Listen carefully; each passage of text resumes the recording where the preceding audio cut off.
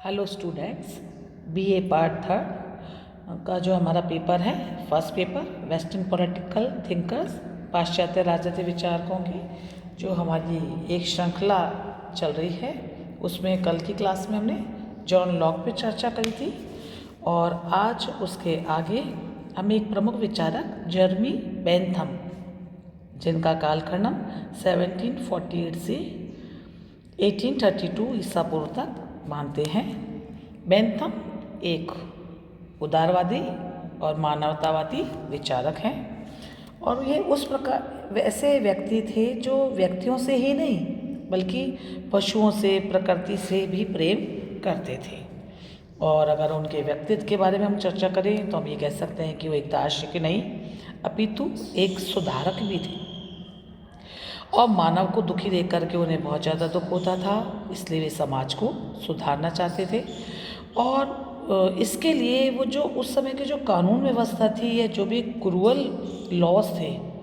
या जो न्याय जो कि बहुत महंगा था, दंड विधि जो कि बहुत निर्दयी थी, जेल जो कि बिल्कुल नरक की तरह थे, वे इन सारे सिस्टम को, ये सारी व्यवस्था जो न्यायिक व्यवस्था थी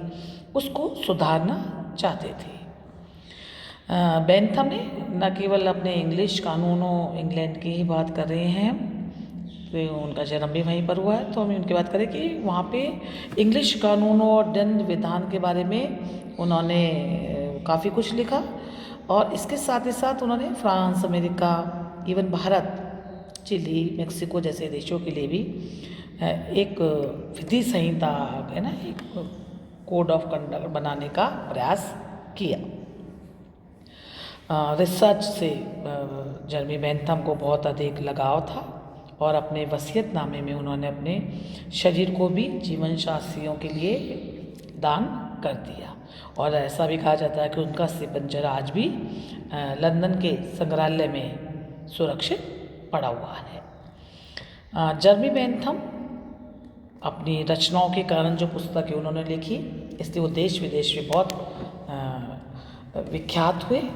और अनेक तरह के व्यक्तियों के उस संपर्क में आए। बेंथम ने जो अपनी प्रथम पुस्तक लिखी थी, इसका नाम है फ्रेगमेंट ऑन गवर्नमेंट। इसमें ये 1776 में प्रकाशित हुई और ऐसा माना जाता है कि लीगल एरिया में उनकी जो ये पुस्तक थी, इसने बहुत हलचल मचा दी थी। इस पुस्तक में बेंथम ने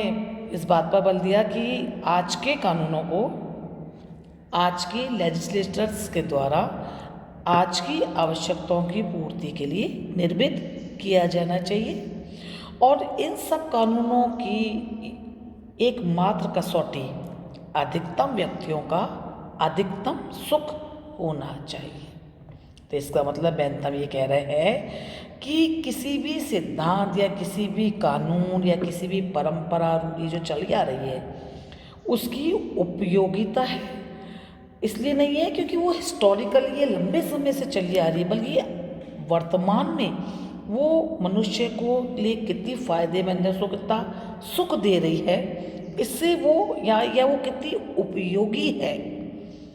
इसकी बात पर वो चर्चा करते हैं। आगे हम देखते हैं कि वो ये कह रहे हैं कि किसी भी अगर कोई कानून लंबे समय तक बने रह रहा है से उसकी उपयोगिता मान रहा है कि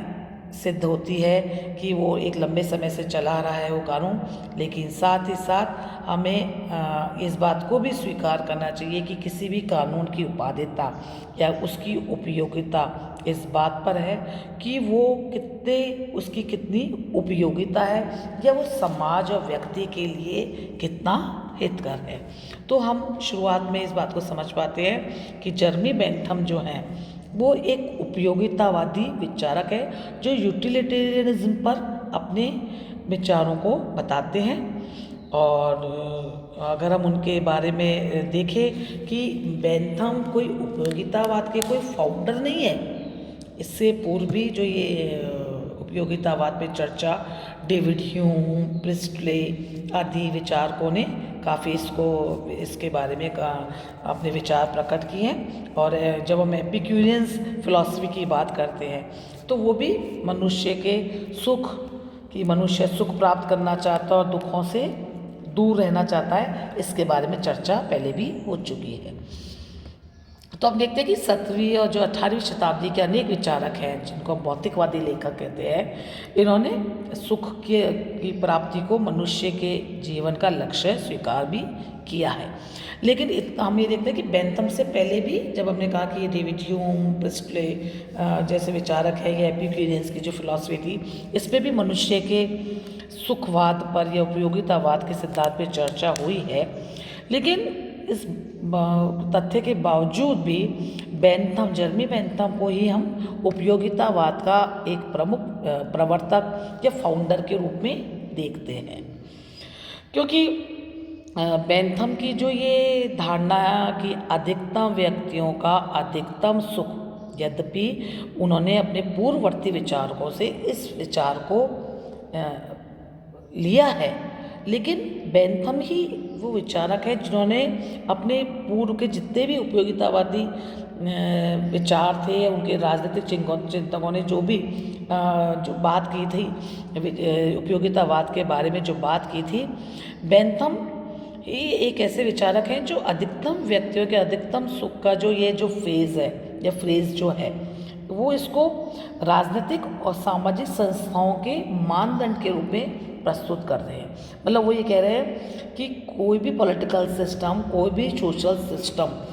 तभी सरवाइव कर सकता है, तभी अच्छे से वर्किंग में रह सकता है जब वह अधिकतम व्यक्तियों के अधिकतम सुख को अपना एक मेजरमेंट के रूप में रखे और या अपने मानदंड के रूप में स्थापित करे। और हम ये देखते हैं कि बेंथम के बाद जेम्स मिल, John Stuart Mill, John Austin, ये जो विचारक हैं, इन्होंने भी इस बेंथम के इस विचार को विकास किया, आगे बढ़ाया। और अनेक अर्थशास्त्री जो थे, जिनमें हम रिकार्डो और मार्शल जैसे अर्थशास्त्रियों की बात करते हैं कि उनकी रचनाएं भी जो उन्होंने लिखी हैं वो बेंथमवाद या बेंथम की उपयोगितावाद से बहुत ज़्यादा प्रभावित रही हैं। और इसलिए हम ये कह सकते हैं कि उपयोगितावाद के संस्थापक के रूप में या उसके विचार को आगे बढ़ाने या सिस्टमेटिक रूप के अंदर उपयोगितावाद पे जो चर्चा है, वो हम जेरेमी बेंथम को इसका श्रेय प्रदान करते हैं। अब हम ये देखिए कि उपयोगितावाद क्या है, या बेंथम ने उपयोगितावाद को किस तरीके से इस पर चर्चा करी है, वो इसके बारे में अपने क्या विचार रखते हैं। तो सबसे पहले हम वो देखते हैं कि वो इसके अर्थ और प्रकृति के बारे में चर्चा करते हैं। बेंथम का ये मानना है कि उपयोगिता, किसी चीज़ की यूटिलिटी सुखवाद है ना, कि उपयोगिता से यहाँ बेंथम का मानना यह है कि जो वस्तु सुखद है, रुचिकर है, मनोहर है ना, वो हमको सुख देती है। तो बेंथम अच्छाई या गुडनेस की जो हम बात करते हैं कि उपयोगिता गुडनेस भी है, वो एक वैल्यू भी है। मतलब वो ये कह रहे हैं कि उपयोगिता या अच्छाई वह वस्तु है जो सुख प्रदान करती है, और जो वस्तु सुख प्रदान नहीं करती है वो अच्छी नहीं है। जैसा कि वो ये कह रहे हैं कि मतलब कि जैसे कोई अच्छाई की चीज़ है, कोई व्यक्ति लाभ चाहता है, कुछ अच्छा करना चाहता है, कुछ अच्छा किसी का वेलफेयर कल्याण करना चाहता है,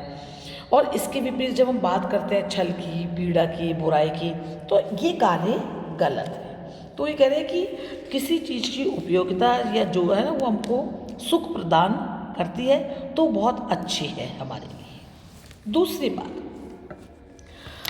बेंथम कह रहे हैं कि जो सोसाइटी है ये एक बहुत काल्पनिक निकाय टाइप है या काल्पनिक स्ट्रक्चर है, क्योंकि जब हम अपने पुराने विचारकों की तरफ हम जाते हैं तो हम देखते हैं कि हॉब्स ने जिस व्यक्तिवाद की चर्चा के व्यक्तिवादी उपागम को स्टार्ट की, बाद में हम देखते हैं कि जॉन लॉक ने इसके अंदर संशोधन किया। यद्यपि बेंथम उसी प्रोसेस को या उसी अप्रोच को आगे बनाए रखते हैं, लेकिन बेंथम समाज को एक फिक्टिशियस बॉडी के रूप में परिभाषित कर रहे हैं जो व्यक्तियों से मिलकर बना है और व्यक्ति ही उसको बनाते हैं और उसको बना करके वो उसके मेंबर